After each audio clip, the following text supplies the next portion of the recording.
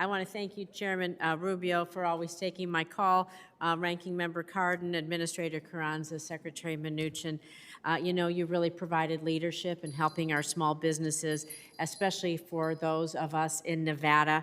You really helped us with that critical support that we needed during these challenging and unprecedented times. I want to really thank you for in public for your willingness to provide our small Nevada gaming business up and down the state. People think of just the big hotels on the Strip, but it's up and down our state everywhere, and everyone is very, very appreciative. But I want to talk a little bit about EIDL reform. And of course, the past few months, the coronavirus pandemic, it's just devastated small business. Nevada, 99% of our business is small business. We also have, unfortunately, the highest unemployment rate, 28%. Up over 24 percentage points from last year. And so it's clear that our unemployment rate, of course, is a reflection of the overall state of that the pandemic has had on small business. My office has directly helped more than 560 of these small businesses with their questions with the CARES Act. I'm going to give a shout out to our small business administrator, Joe Amato. He's done his 100th webinar. I've been able to participate on a lot of those, but the one common complaint that we've received repeatedly is about the SBA's $1,000 per employee cap on EIDL advance grants, and its $150,000 cap on the EIDL loans. That's a 93% reduction from the $2 million level that we authorized in the CARES Act. Many Nevada businesses, of course, have contacted my office telling me that the $150,000 just isn't enough, doesn't provide enough support, and they're going to probably have to permanently close their businesses. So Ranking Member Cardin earlier spoke about this. These borrowing caps were not the intent of Congress when we passed the CARES Act. They weren't part of any deal that small business owners thought when they applied for their EIDL support.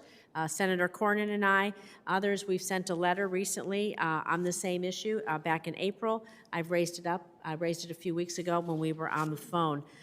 So Administrator Carranza, following up on the ranking member's question earlier, why has the SBA placed that $150,000 borrowing limit on the EIDL loans? How did you come up with that number? And the reason is funding. Why didn't you come back to us for support?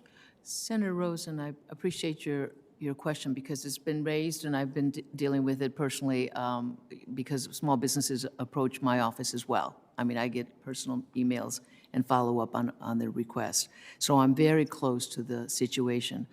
But I want to reassure every member on this committee that it wasn't an arbitrary number. It was a matter of realizing that we had over 5 million applications in the queue, and thanks to this committee, and thank you, Senator Cardin, for providing the council and the opportunity to speak with you and the chairman about what was in the pipeline, the fact that we had already exhausted the $7 billion that we had in the pipeline, and then also what we had available was to ensure that we gave not just something, but based on 6 months of operating cost. That's basically how the formula is calculated. And the average loan at that given time was being realized at about $83,000. So we thought, if I can manage that, the decisions were made that if we could manage the 5 million applicants that were already in the queue, that had been waiting for the funds, that we could cover all with the $50 billion subsidy. And the $1,000 per employee, that's also been extremely difficult? Well, the grant was the same calculation in the sense that we looked at $1,000 per employee. The first applicants, there were about 700,000 that were sole proprietors. They had 1 to 4 employees.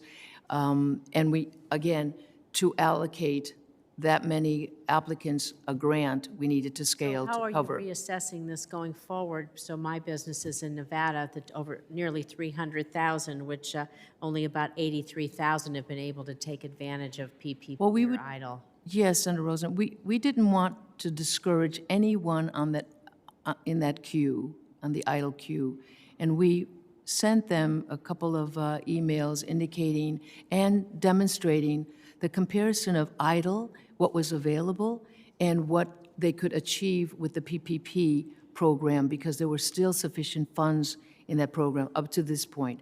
And that's the other option. We try to clarify that there's another loan option that they can consider if they're in need of greater funds.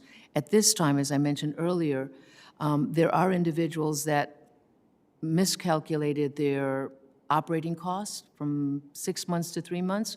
We're revisiting those particular So they might have a businesses. chance to Yes, reapply. yes. And so we have about 65,000 of those that we're reconciling, so that if they needed up to 150,000, we have it available to them. And as of next week, we'll be taking in new applicants as well, the non-ags. Thank you. We You're really, welcome. we're not a very large ag state. We have some, but not as much as others, and so that's hurt us But I disproportionately. look forward to working with your office. If there's a particular sector that is really problematic, I look forward to working with you on I that. appreciate it. You're welcome. Thank you. All right, just